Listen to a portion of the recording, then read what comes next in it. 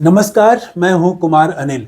पूरा देश का ध्यान दिल्ली में विधानसभा चुनाव पर है और अभी एक सर्वे आया है, दलित मतदाताओं के बीच किया गया है। उस सर्वे की काफ़ी चर्चा है, लेकिन दो बातों पर कोई चर्चा नहीं हो रही है। पहली बात तो ये कि देश के बड़े बड़े बुद्धिजीवी दो मसलों पर गलत साबित हुए हैं।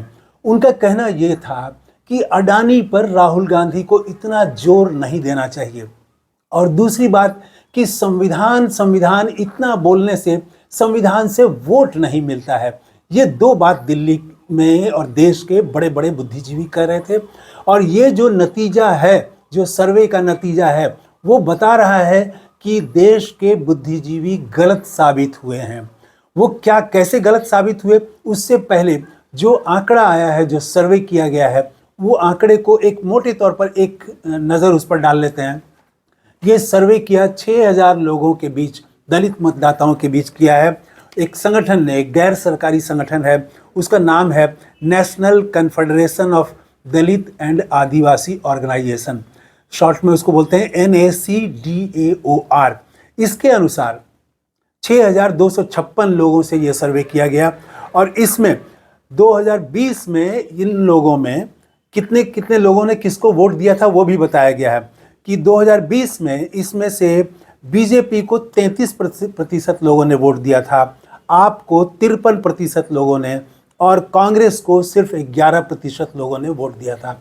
इस बार जब पूछा गया कि इस बार आप किसको वोट देंगे, तो इसमें जो वोट का प्रतिशत बढ़ रहा है वो गौर करिए, वो है बीजेपी को 32%, 1% कम हुआ बीजेपी का, और आपका 44%, लगभग 9% वोट कम हो रहा है, और कांग्रेस का 21%, दोगुना हो गया। जो 11% था 2020 में, इस बार दलित मतदाता 21% कह रहे हैं कि हम कांग्रेस को वोट देंगे। तो दलितों में कांग्रेस का आधार दोगुना हुआ है। और याद रखिए कि ये जो सर्वे है, ये सर्वे किया गया है 1 से 15 जनवरी के बीच, और 13 जनवरी को राहुल गांधी ने सीलमपुर में जो सभा की थी, जिसमें सीधे उन्होंने अरविंद केजरीवाल को घेरा था, प्रधानमंत्री नरेंद्र मोदी को घेरा था, और कहा था कि ये दोनों नेता जाति गणना पर चुप हैं। और उन्होंने केजरीवाल से सवाल किया था कि आप देश को बताएं कि जाति गणना पर आप क्या सोचते हैं, देश को बताएं कि रिजर्वेशन का जो 50% की सीमा रेखा है उसको हम तोड़ना चाहते हैं, इस पर आपका क्या कहना है। ये दो सवाल खड़े किए थे राहुल गांधी ने, और इसकी काफ़ी चर्चा हुई थी। तो वो 13 तारीख को वो सभा कर रहे हैं। अगर उसके बाद ये सर्वे किया जाता, 15-16 के बाद सर्वे किया जाता, जब 2 दिन के बाद ये, जब नीचे तक, गांव तक, ये मोहल्ले तक जब ये दलितों के बीच बात गई राहुल गांधी की, उसके बाद अगर सर्वे किया जाता, तो निश्चित रूप से जो सर्वे का परिणाम है उसमें कुछ और भी बदलाव होता। बहुत बदलाव होता मैं नहीं कर रहा हूँ, लेकिन कुछ और कांग्रेस के लिए बेहतर होता। ट्रेंड तो यही बता रहा है।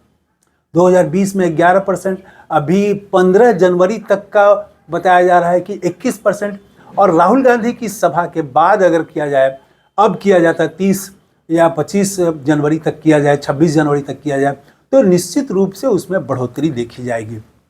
अब आइए, देश के बुद्धिजीवी कैसे दो मसलों पर गलत साबित हुए। वो देश के बुद्धिजीवी ये कह रहे थे कि राहुल गांधी अडानी पर नाहक जोर दे रहे हैं, इससे कोई फायदा नहीं होगा, इससे वोट नहीं मिलता है।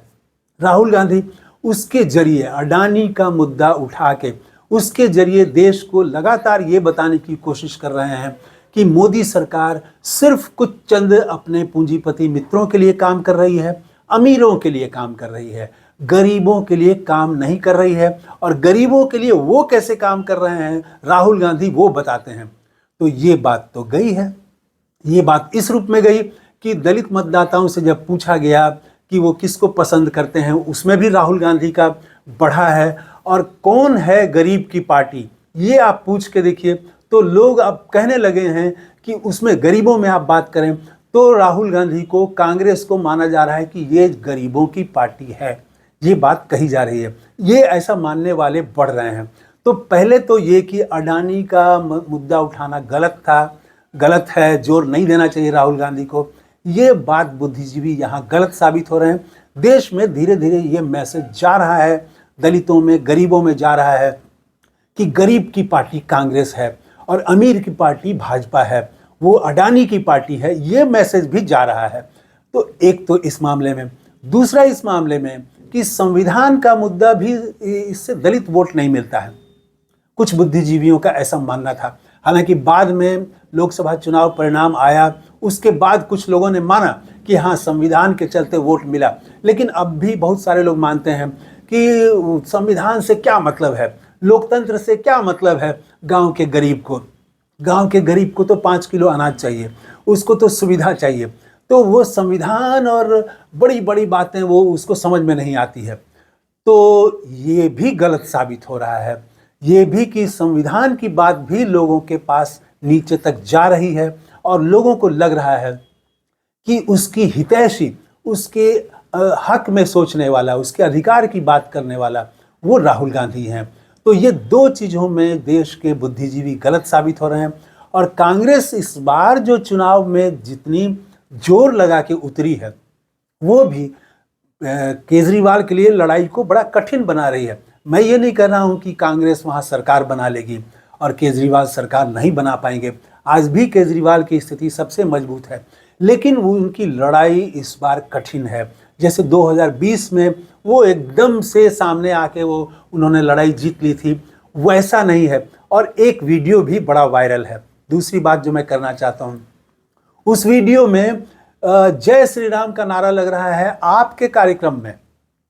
तो वो आपके कार्यक्रम में जो नारा लग रहा है, इस वीडियो को कांग्रेस की प्रवक्ता सुप्रिया श्रीनेत ने भी शेयर किया है और उन्होंने लिखा है कि दिल की बात जुबां पर आ गई। और दूसरी तरफ में भारतीय जनता पार्टी ने भी शेयर किया है उस वीडियो को और कहा है कि देख लीजिए, दिल्ली में बीजेपी की आंधी चल रही है, लहर चल रही है। उस वीडियो में है क्या कि एक व्यक्ति, केजरीवाल की सभा है, इस बार तो केजरीवाल ही, वो सभा चल रही है और एक व्यक्ति नारा लगा रहा है जय श्री राम का नारा लगा रहा है। उसके बाद वो जय श्री राम के बाद लगाता है भारतीय जनता पार्टी और वो बोल के फिर रुक जाता है और तब तक लोग हंसने लगते हैं लोग। तो ये जो बात है कि वो जय श्री राम का नारा लगा रहे हैं, तो यहाँ पर भी कांग्रेस ने पकड़ा है। और कल जो सभा थी, राहुल गांधी उसमें नहीं जा पाए सभा में, लेकिन उसमें इमरान प्रतापगढ़ी और दूसरे कांग्रेस के नेताओं ने संबोधित किया। तो इमरान प्रतापगढ़ी ने इशारा किया कि एक तो भारतीय जनता पार्टी है और एक छोटा रिचार्ज वाली पार्टी है, तो वो भारतीय जनता पार्टी की ही बी टीम है विचारधारा के तौर पर। ये कांग्रेस साबित करने की कोशिश कर रही है और ये वीडियो उनके इस आरोप को और पुष्ट करने में मदद कर रहा है। और भारतीय जनता पार्टी ने भी इसको मुद्दा बनाया है कि देखिए, उनके यहाँ भी जय श्री राम का नारा लग रहा है, तो हमारी ही बात हो रही है। तो ये जो वीडियो है, ये बड़ा परेशानी में डाल रहा है और धीरे धीरे अब साफ होता जा रहा है कि एक तरफ जय श्री राम का नारा है, जय हनुमान का नारा है और दूसरी तरफ संविधान का नारा है जो कांग्रेस लेके आ रही है। यहाँ पर एक साफ साफ एक डिमार्केशन, एक विभाजन रेखा दिखाई पड़ रही है कि एक हिंदुत्व की राजनीति है, सॉफ्ट हिंदुत्व की राजनीति है, और एक तरफ बाबा साहब की राजनीति है, गांधी और नेहरू की संविधान की बातें हो रही हैं। यहाँ पर तो साफ है। बाकी एक मसले में कि जनता को सुविधा देने के मामले में, उसमें तो तीनों दल कह रहे हैं कि हम ज़्यादा सुविधा देंगे। तो फैसला तो चुनाव में होगा। और आज की तारीख में निश्चित रूप से कांग्रेस अभी संघर्ष कर रही है, केजरीवाल सबसे आगे हैं, लेकिन अभी असली जो एक हफ्ता है, वो एक हफ्ते में स्थितियां और बदल सकती हैं। राहुल गांधी जब उतरेंगे संविधान की प्रति लेके, और जब बात होगी संविधान पर, दलितों के सवाल पर बात करेंगे, उधर से केजरीवाल भी उतरेंगे और जय श्री राम का नारा तो लगेगा ही। तो अब अंतिम सप्ताह में इसमें थोड़ा भी बदलाव अगर और होता है कांग्रेस की तरफ, और अगर बढ़ता है मतदाताओं का रुझान, थोड़ा भी बढ़ता है और थोड़ा थोड़ा ही भाजपा का और कांग्रेस का घटता है, तो केजरीवाल के लिए, अगर केजरीवाल और भाजपा का घटता है तो इससे कांग्रेस को फ़ायदा होगा और केजरीवाल नुकसान में पड़ सकते हैं। एक बात और अंत में कहना चाहूँगा कि कुछ लोग जो ये कह रहे थे कि कांग्रेस के चुनाव लड़ने से केजरीवाल को नुकसान होगा, सिर्फ केजरीवाल को, तो वो भी गलत साबित हो रहा है। भाजपा का भी नुकसान हो रहा है। हाँ, 1% ही कम हो रहा है, केजरीवाल का 9% कम हो रहा है, लेकिन भाजपा को भी नुकसान हो रहा है। इस वीडियो में इतना ही। आप अपनी राय बताइएगा। थैंक यू, धन्यवाद, जय हिंद।